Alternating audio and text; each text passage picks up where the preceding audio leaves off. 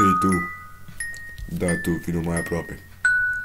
Astăzi o să-ți dau o lecție, una de viață, o lecție care te-ar putea învăța multe chestii, sau care te va prosti dacă nu o poți înțelege. Îți asumi acest risc? Bine, acum gura mică și ascultă-mă. Yeah.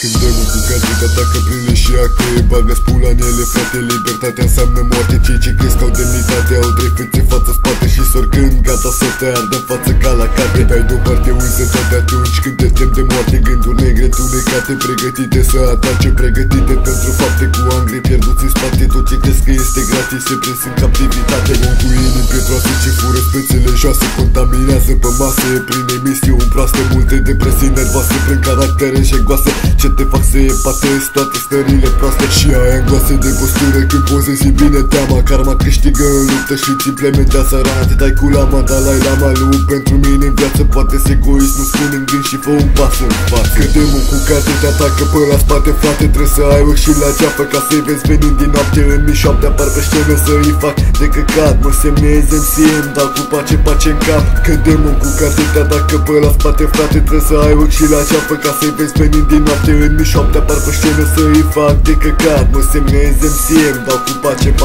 cap. Ăștia-au furat România până au lăsat-o goală, acum stăm și privim la cer căci așteptăm pomană. Ce română de speranță să pot trece mai departe, demon cu papion, cravată, îmbrăcați la 4 ace, libertenalci ce-ți vorbesc la microfon despre Versace, stau la colțul umbreloni, pregătiți să-i fac în noapte, mă las pe spate și visez că ceva se va schimba, doar că trăim în România, asta nu se va întâmpla. Convoc partide înalte, invoc puterile noastre ca să ieșim biruitori din lupta pentru libertate. N-ai dreptate, băi, cărna, nu știi ce e în viața mea, doar un demon la costum, asta e scris pe fața ta. E chiar așa, acum auzi și o să auzi în continuare, demon ca tine fură țara prin legi în conformitate. Ce n-am dreptate, păi normal, asta fiindcă v-ați mascat în deputați, senatori și rapper constipați. Că demon cu carte te atacă pe la spate, frate, trebuie să ai ochi și la ceafă ca să-i vezi venind din noapte în mi-șoapte, apar pe scenă să-i fac de căcat, mă semnez MC-mi, dau cu pace în cap. Că demon cu carte te atacă pe la spate, frate, trebuie să ai ochi și la ceafă ca să-i vezi venind din noapte în mi-șoapte, apar pe scenă să-i fac